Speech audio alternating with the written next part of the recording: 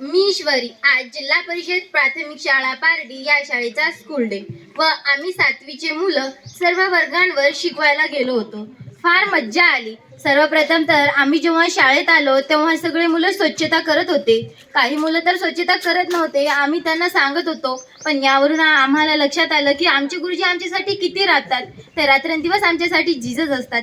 तरी सुद्धा आम्ही त्यांचं ऐकत नाही. तेव्हा आम्हाला फार वाईट वाटलं आणि जेव्हा मी वेगवेगळ्या वर्गांवर शिकवायला गेले तेव्हा मला फार आनंद झाला आणि त्या वर्गामधल्या मला प्रत्येक शक्यता दिसू लागल्या. जसं गुरुजी प्रत्येक वर्गातल्या आपापल्या विद्यार्थ्यांमधल्या शक्यता शोधतात ना, तसंच मला काही लेकरांच्या शक्यता जाणवल्या.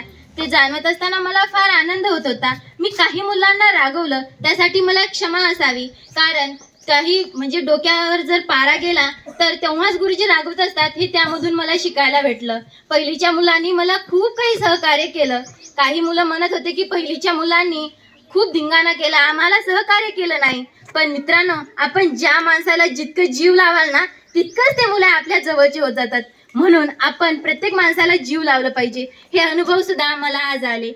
पहिलीच्या मुलांनी इतकी सुंदर अशी चेअर्स बनवले होते. माझ्या कृतीतून त्यांनी इतक्या सुंदर अशा गोष्टी शिकल्या. मला फार आनंद झाला. त्यांच्या ज्या छोट्या छोट्या कृती होत्या त्यामधून गुरुजी कसे आपल्या छोट्या छोट्या कृतीतून गुरुजी कसे टिपत जातात हे तेव्हा मला कळालं.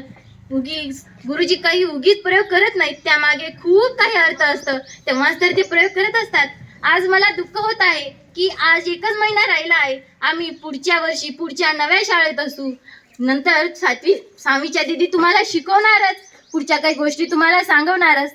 पण आज मला कळालं की मोठ्या मोठ्या दीदींचं बघून छोटे छोटे मुलं शिकत असतात. म्हणून मोठ्या ताईंनी मोठ्या दीदींनी चांगल्या प्रकारे आपल्या मुलांना हँडल केलं पाहिजे. आपण चांगलं वागलो तर आपली लहान पिढी तशा प्रकारे घडत जाते. म्हणून आपण त्यावर तशा प्रकारचे संस्कार केले पाहिजेत.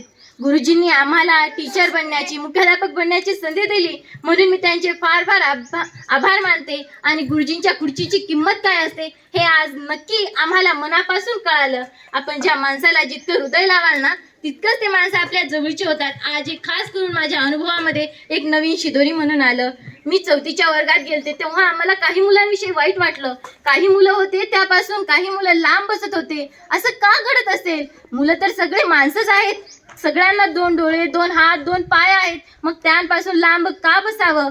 हे मला काही आवडलं नाही. मी त्यांना समजून सुद्धा सांगितलं, पण ते त्या मुलांपाशी बसायला तयार होत नव्हते. मुली अलग आणि मुले अलग, असं का घडत असेल वर्गामध्ये हे मला पाहून फार वाईट वाटलं.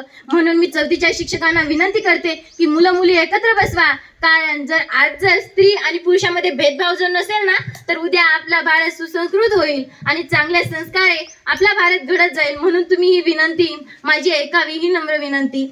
आणि तसंच मित्रांनो, आज मी शिक्षक झाले. वेगवेगळ्या गोष्टी मी अनुभवल्या आणि परिपाठामध्ये सुद्धा माझा सहभाग होता. मला फार आनंद झाला. आणि आज कार्यालयामध्ये खुशीला कोणीही न विरोध करता मुख्याध्यापिका बनवल्या आणि सर्वांनी तिला सहकार्य केलं. म्हणून मी त्यांचे सुद्धा फार फार आभार मानते. आणि प्रत्येक लेकरामध्ये एक नवीन ऊर्जा दडलेली आहे, ती शोधण्याचं काम शिक्षकांचं असतं. आणि शिक्षक म्हणजे काय असतं हे आज मला कळालं आहे. परवीन दवनीने खरंच म्हणलं आहे, योग्य वेळी योग्य शिक्षक भेटणं हा आपला भाग्ययोग समजावा. म्हणून हा आपला भाग्य आहे. आपल्याला चांगले शिक्षक भेटले आहेत, त्याचा आपण चांगल्या प्रकारे फायदा करून घेतला पाहिजे. धन्यवाद.